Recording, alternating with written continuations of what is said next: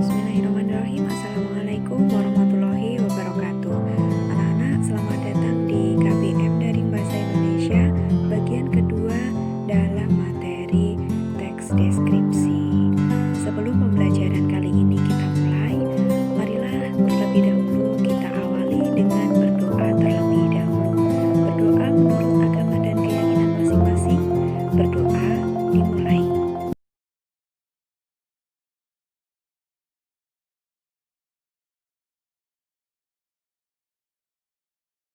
Berdoa selesai. Nah, anak-anak bagaimana kabarnya? Semoga anak-anak tetap sehat selalu ya. Nah, kesehatan itu sangat penting agar kita selalu siap untuk belajar. Baiklah anak-anak, pada pertemuan kali ini kita akan mereview kembali apa yang sudah kita pelajari pada pertemuan yang kemarin ya. Tetapi karena anak-anak setelah saya koreksi tugasnya, itu banyak yang belum begitu memahami dengan tepat apa yang disebut teks deskripsi, akhirnya kali ini kita akan mengulang kembali sedikit lebih detail. Tetapi tentu saja hanya sekilas. Untuk lebih lanjut, anak-anak bisa membuka buku PDF atau buku catatan yang sudah ada di Google Classroom atau belajar dari internet agar pengetahuanmu mengenai teks deskripsi lebih mendalam. Baiklah, kita mulai. Jadi kita masuk ke pengertian teks deskripsi. Teks deskripsi itu merupakan teks yang menggambarkan secara rinci dan konkret atau nyata mengenai suatu objek sehingga kita yang membaca itu seakan-akan melihat sendiri, mendengar sendiri dan mengalami sendiri apa yang dideskripsikan begitu. Lalu selanjutnya ada ciri-ciri teks deskripsi. Yang pertama ada ciri tujuan. Jadi, teks deskripsi itu memiliki tujuan untuk menggambarkan objek atau sesuatu itu secara subjektif sesuai dengan sudut pandang penulis. Yang kedua, ada ciri objek ya. Jadi objek yang dideskripsikan atau bendanya atau sesuatu yang dideskripsikan harus bersifat personal. Anak-anak masih ingat misalnya contoh yang kemarin seekor kucing. Ketika kucing itu kucing biasa, itu masih bersifat umum, harus kita sifatkan secara personal. Misalnya seekor kucing biasa itu tidak personal, tidak khusus. Harus kita pilih kucing yang lebih khusus, lebih personal. Misalnya kucing peliharaan kamu, namanya siapa? Namanya Cathy, begitu. Lalu ibu masih biasa, kita khususkan ibu kita atau ibumu gitu. Yang selanjutnya ciri isi ya. Jadi isi teks deskripsi itu diperinci menjadi bagian-bagian tertentu dari objek. Misalnya jika kita menjelaskan kucing, kita jelaskan dari warna bulunya, dari matanya, itu bagian-bagian dari objek. Objeknya apa? Kucing. Itu ya. Selanjutnya, isi teks deskripsi digambarkan secara konkret sehingga menggunakan kata khusus. Untuk kata khusus ini anak-anak bisa memilih misalnya kata warna ya. Warna kucingmu itu adalah merah. Nah, merahnya seperti apa? Apakah merah marun atau merah agak kecoklatan atau merah berbintik atau merah belang dan lain sebagainya. Itu berarti menggunakan kata khusus. Selanjutnya, isi teks deskripsi itu juga bersifat personal ya, seperti kucing itu harus kucingmu atau kucingnya siapa, kucing yang namanya siapa. Nah, sehingga penggambarannya itu menggunakan kata-kata dengan emosi yang kuat. Misalnya, kucing ini sangat lucu sekali. Nah, itu harus dengan emosi-emosi yang kuat seperti itu. Selanjutnya, jenis teks deskripsi yaitu ada dua. Yang pertama teks yang berdiri sendiri. Misalnya tulisan teks yang menggambarkan keindahan pantai. Jadi bentuknya itu tulisan ya atau teks.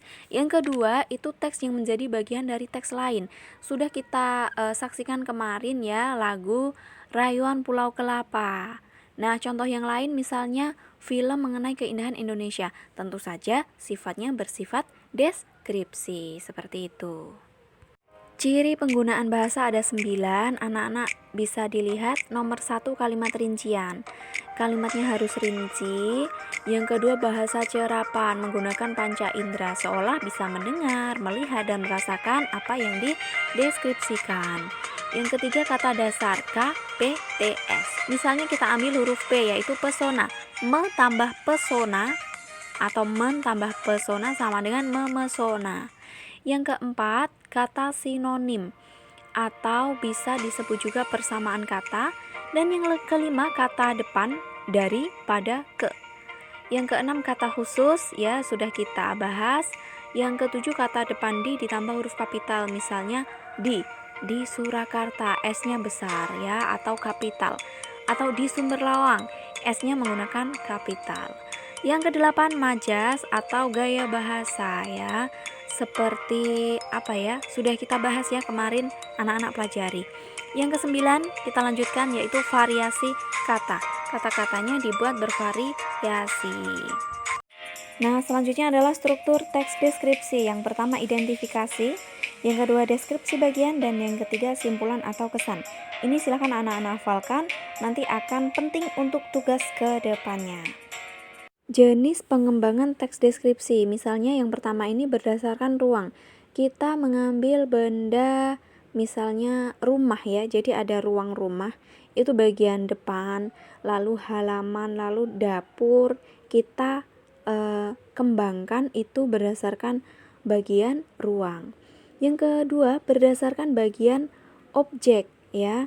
Ini misalnya kucing tadi, kita deskripsikan mulai dari bagian kaki, bagian mata, bagian bulu. Nah, itu berdasarkan bagian objek. Lalu selanjutnya ada berdasarkan proses sesuatu berlangsung. Misalnya kita mendeskripsikan tentang suatu kegiatan, harus ada awal kegiatan bagaimana, lalu intinya bagaimana, dan akhirnya bagaimana. Yang selanjutnya berdasarkan pemfokusan. Kita boleh memilih satu saja yang kita anggap fokus. Misalnya, untuk kucing kita bisa memilih mendeskripsikan bagian bulu saja atau bagian jenis kucing saja. Nah, jadi seperti itu ya, kita ambil satu untuk dideskripsikan. Misalnya kalau mata kucing ya mata kucing saja, itu boleh. Begitu ya. Selanjutnya kita akan menelaah struktur teks deskripsi. Kita simak. Yang pertama bagian identifikasi. Jadi struktur tadi ada 3 ya. Yang pertama identifikasi. Ini contohnya mendeskripsikan tentang rumah tongkonan. Dijelaskan di sini nama objeknya apa, lokasi rumah tongkonan di mana, gambarannya seperti apa. Nah, itu masuk ke identifikasi. Yang selanjutnya yaitu deskripsi bagian.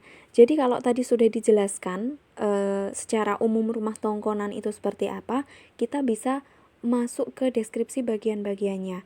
Bahan kayunya terbuat dari apa, ukiran rumahnya bagaimana, hiasannya bagaimana. Nah, selanjutnya setelah bagian-bagian kita deskripsikan, sekarang kita masuk ke simpulan atau kesan. Jadi harus ada kesan umum. Setelah kita mendeskripsikan sesuatu itu, apa kesan bagi diri kita? Nah, itu dideskripsikan. Itu ada di bagian penutup atau yang terakhir ya. Nah, anak-anak itu sekilas review materi kita. Sekarang kita masuk ke tugas. Anak-anak setelah menonton video ini, silakan anak-anak klik link Google Form yang sudah ada di Google Classroom ya. Nanti di situ anak-anak akan ditugasi untuk menulis teks deskripsi mengenai lingkungan yang ada di sekitar anak-anak. Misalnya anak-anak boleh mendeskripsikan rumah, mendeskripsikan hewan peliharaan, atau orang-orang terdekat. Nah, nanti ditulisnya di mana, Bu? Ditulisnya di Google Form ya. Jadi di link itu. Langsung nanti dikirimkan. Begitu. Apabila anak-anak memerlukan contoh tentang teks deskripsi lebih lanjut, anak-anak bisa mempelajari di buku PDF yang sudah disediakan atau bisa juga mencari contoh di internet. Tetapi tugas menulis teks deskripsi harus ditulis sendiri dengan bahasamu. Tentu saja mengenai lingkungan yang ada di sekitarmu tadi ya. Begitu, paham ya anak-anak?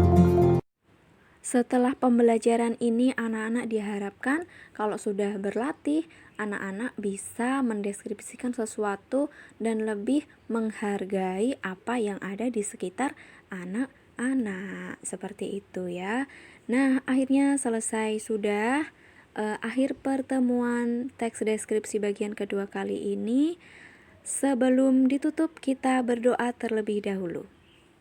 Berdoa dimulai.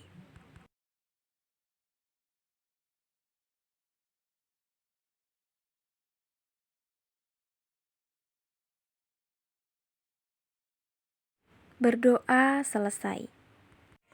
Nah, anak-anak, kita akhiri KBM Daring Bahasa Indonesia kelas 7 teks deskripsi bagian kedua kali ini. Di rumah anak-anak jangan lupa jaga kesehatan dan selalu bahagia. Nah, saya akhiri anak-anak. Wallahul muwafiq, wallahu a'lam bisawab. Saya minta maaf bila banyak kesalahan. Wassalamualaikum warahmatullahi wabarakatuh.